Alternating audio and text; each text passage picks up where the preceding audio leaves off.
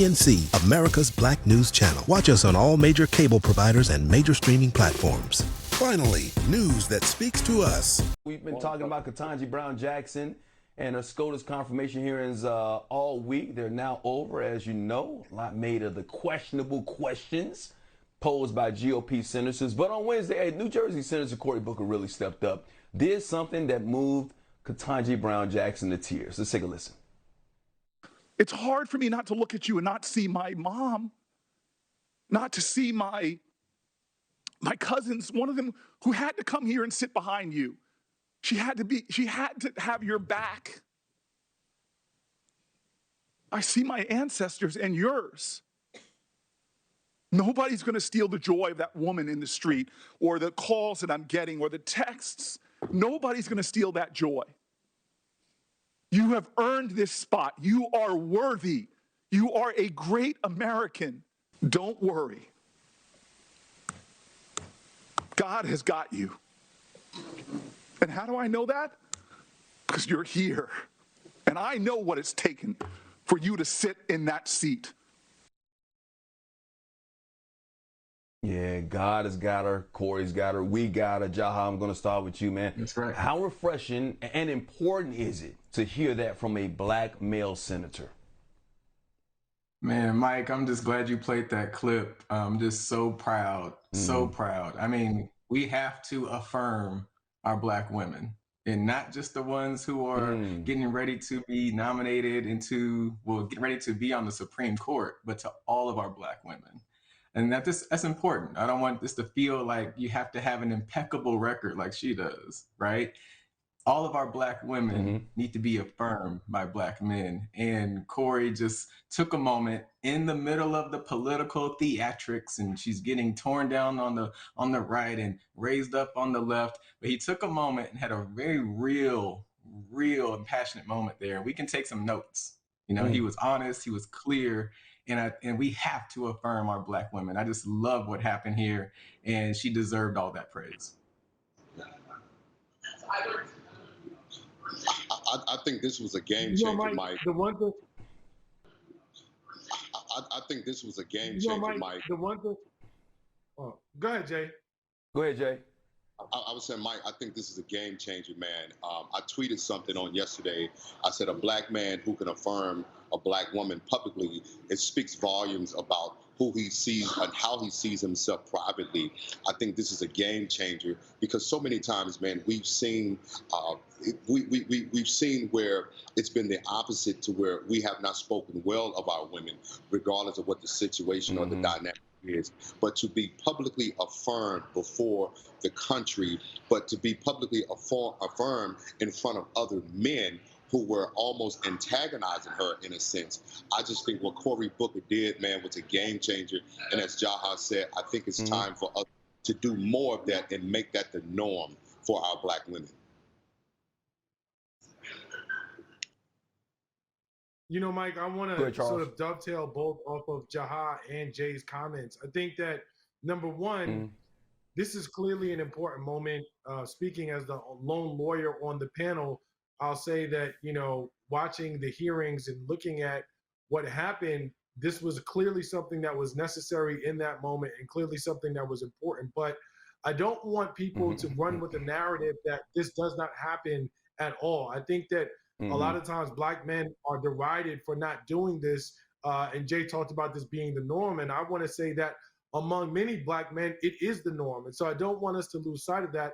I also don't want this to overshadow the actual hearings themselves and her demeanor during it. The 2 points that I do want to make very quickly is, number one, as much as I appreciated Senator Booker's comments, I also feel like there was more that could have been said in terms of speaking directly to those senators who he had smoked with.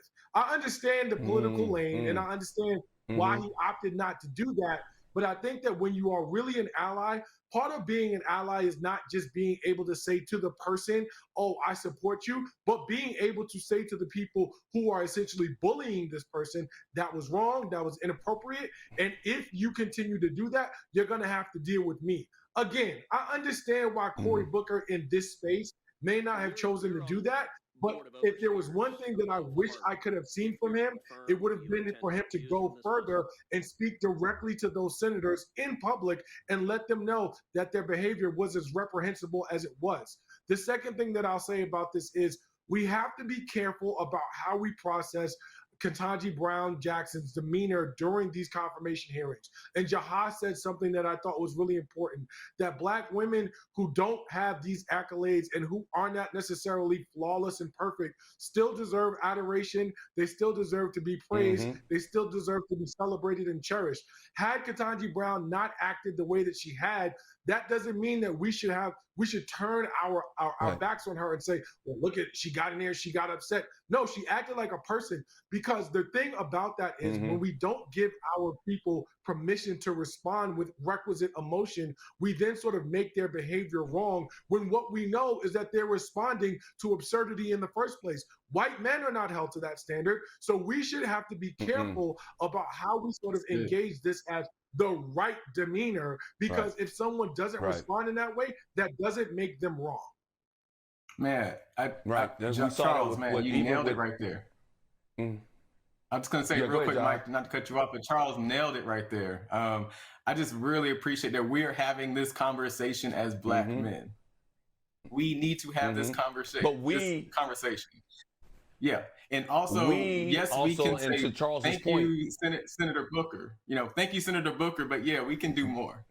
This is a beautiful thing. Yeah. So what more can we do? Because we've seen this, and like you said, and I agree with you guys, we need to do a better job of affirming our Black women, even when they're not in that position. This is on the Supreme Court. Obviously, this is a very high position. We need to do this on an everyday basis when they're down. We need to be that woman that walks past Ketanji Brown Jackson when she was at Harvard and say, persevere. We need to be that backbone. How can we do a better job? We've seen it in high-profile situations like Cory Booker doing this for Ketanji Brown Jackson. We didn't see it when we came after Terry Crews, when he didn't stick up for Gabrielle Union when it came to the America's Got Talent situation. But in everyday life, when we're on our job, when we're just walking down the street, you could be in a laundromat and you see a mother with her child. How can we do a better job of affirming and supporting our Black women? You said it right there, Mike. Yeah, you said it. I know everybody's chomping at the bit to get in there. Go ahead, Jay. Sorry. Yeah, and I was going to say where we start is what I'm in Charlotte for here today, the Just Heal Bro Tour. We have to begin healing Black men. We cannot have this expectation of men to affirm our Black women, whether she's out front, whether she's behind, whether she's a single mom, whether she's an athlete. It's hard for a man to affirm himself that doesn't see himself in a valuable way. And the only way that Black men can start to affirm Black women is they have to place more value on themselves. And that starts from us healing each other and being able to look within, because I want to only project what I see of myself. So the way we start affirming more of our Black women is Black men begin to affirm themselves first by doing the work. So when I see my sister at whatever state she's in, I'm not looking at her condition, but I'm just admiring and appreciate the very essence of her being. And I don't have to feel some type of way because she's out front, she's successful, or even if she's not. So I think that's going to start for Black men doing the work internally so we can see our Black women in a better light.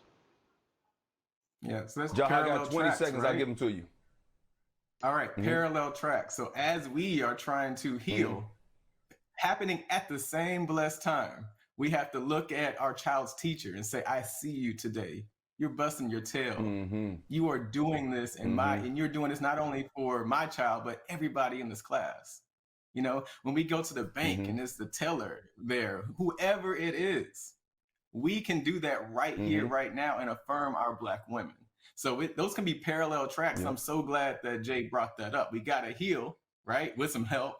And also, while we're healing, make sure that we're speaking life into the women in our lives.